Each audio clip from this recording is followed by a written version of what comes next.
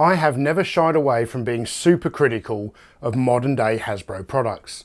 I mean, last year I made a dedicated 15-minute video about the worst G.I. Joe figure ever produced, and just a few weeks ago I expressed my displeasure in a video regarding the announcement of the new Maximum Series Hulk. But credit where credit is due. I will praise Hasbro when they do something right. And they've just released what I consider to be the best Marvel Legends action figure ever made. Come with me, toy fans. Now, I've never been a huge Marvel Legends collector, and I don't even really remember the last one I actually picked up. It's been quite a while. I actually think it was this She-Hulk figure. Yet when Hasbro announced that they were going to be introducing Rom the Spaceknight to their Marvel Legends series, well, just when I thought I was out, they pulled me back in.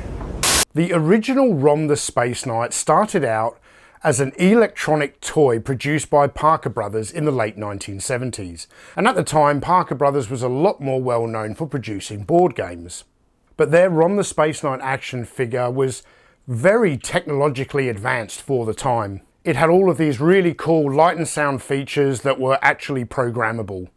And to help build further interest in the toy, Parker Brothers licensed the rights to use the character in Marvel Comics. And it's that cross-promotional marketing that's allowed for this character to today be introduced into the Marvel Legends series. First up, let's take a look at the packaging, which I think is really well done.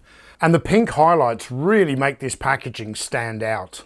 It's been a while since I've been impressed by any Hasbro action figure packaging, but I like this one so much that I was actually a little bit reluctant to pull the figure out of the bubble. I also really appreciate the cross-sell on the box. Not that I'm really interested in any of the other figures that they're advertising, but having a cross-sell included on the back of action figure card backs is somewhat of a lost art, and I'm really pleased to see it return here with Rom the Spaceknight. Now let's take a look at the action figure itself, and this is quite a tall Marvel Legend with him standing just over 7 inches in height. And while I'm certainly no Marvel Legends expert, this looks to be almost completely new tooling. I'm sure the arms or something like that have come from another character, but the feet and the lower legs and the torso and the head, they're all completely new tooling, and it's really impressive to see Hasbro put this level of effort into any Marvel Legend, let alone a character which is as obscure as this one. This version of Rom the Spaceknight has been designed to look like the character as he appeared in issue number 1 of the comic from December 1979. So he's not been designed to look like the original Rom, which sits behind me on the shelf in most of my videos. This is a very comic accurate version, and while I do think the feet are a little big, this is actually how they appeared on the pages of the comic book. I also particularly like the head sculpt, and while you might think it looks quite simple, again, this is accurate to the comic. The sculpting of Rom's rocket pack and all of the extra details is just really superbly done. And I like the few touches of red paint there, highlighting the rocket pack exhaust area.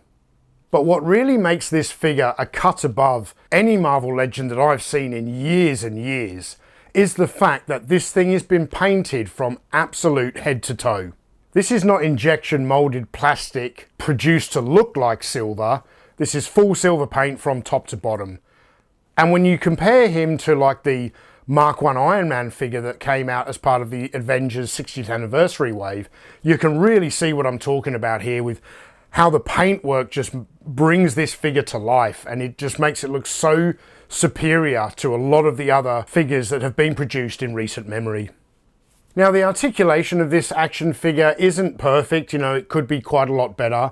I do give Hasbro quite a lot of latitude here because they were dealing with a quite unusual character design. Of course, we have pinless joints, which should be stock standard with any action figure these days. And we have the double jointed elbows and double jointed knees, with some thigh swivel that has been cleverly hidden by the top of the boot. Yet where the articulation gets a little bit funky is in the torso. And I commend Hasbro for what they've tried to attempt here. It just didn't come off very well. So first of all, we've got the straight cut ab crunch, but it's sitting a little too high. So when you bend the figure forward, he ends up in this really bizarre pose that just doesn't look normal. Like if this was a human being, you'd think they'd just snap their spine or something. I broke my back. Yet situated above the ab crunch, we have another joint which features a torso rocker, and Even though it doesn't have the greatest range of movement, I do appreciate that it's been included here.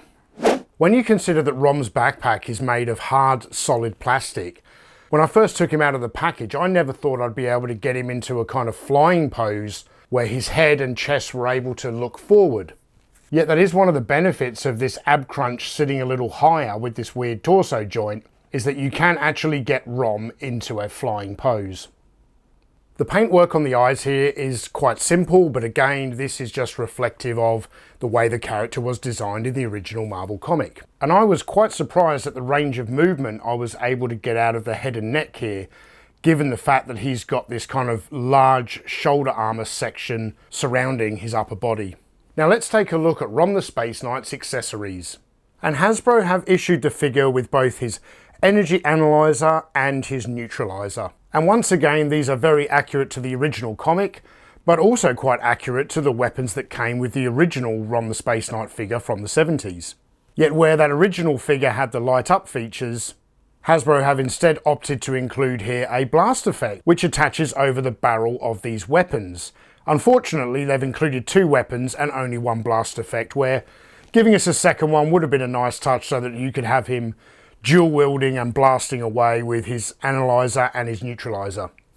Now I do really like the design of these accessories, as they have also been painted in silver, and they've got the red translucent plastic barrels just like the original. Unfortunately, the vintage figure came with 3 pieces of equipment, not just 2. So while we do have here the energy analyzer and the neutralizer, it would have been cool if Hasbro had have given Rom his translator, which was a dual-handled piece of equipment which Rom uses to communicate with alien beings. So that Rom can dual-wield his weapons, we've been given 2 gripping hands. But we also get a couple of alternate options here, including a right-handed fist and a left-handed open palm pose. And I really like the sculpting of all of these hands. I just would have really liked it if we'd been given a couple more options. Finally, this action figure has been packed in with a 1:12 scaled miniaturized recreation of the first issue of the Rom Spaceknight comic.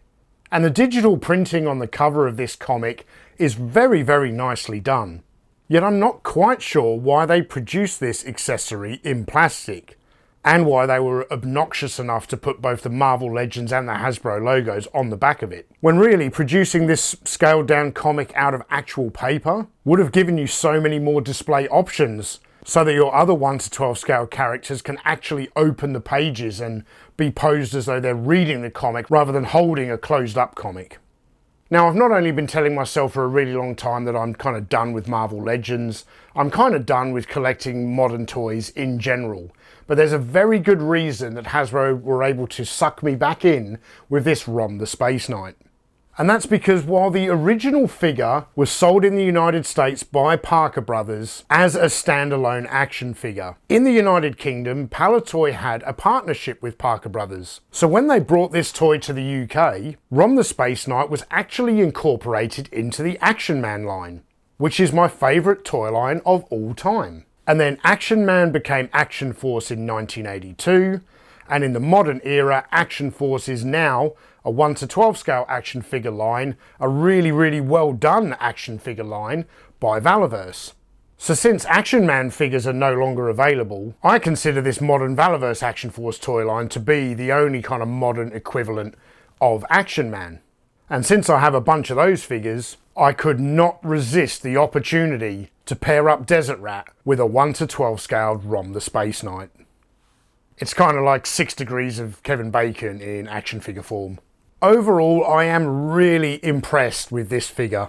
I love the sculpting, the accessories are all spot on, and the piece de resistance is that full body silver paint job. The only downside is that it's just lacking a few additional accessories. If they could have given this figure a couple of extra hands and Rom's translator accessory, they could have sold this as a Maximum Series figure, because that's what the Maximum Series was pitched to us as. All new sculpting, all new articulation, all new tooling. This figure's got all of that, and it's a $25 release. And it is streets ahead of a Maximum Series Spider-Man or the garbage Maximum Series Hulk that they're pimping. So if you're a fan of either Rom the Space Knight or Marvel Legends, This will be the best modern action figure that you'll pick up this year. And we're only in May. I don't have to wait another 7-8 months to tell you that Rom the Space Knight is going to be #1 on my top 10 action figures of 2025 list. So well done, Hasbro. It's just a shame you don't put this much effort into all of your figures. So thank you all for watching, and if you enjoyed this video, you can click the links over here to check out some of our other Marvel Legends content, or subscribe to the channel by clicking down here, or consider supporting the channel on Patreon, where you'll get access to hours of exclusive content. I'm Tony from Analog Toys, and I'll see you in the next video.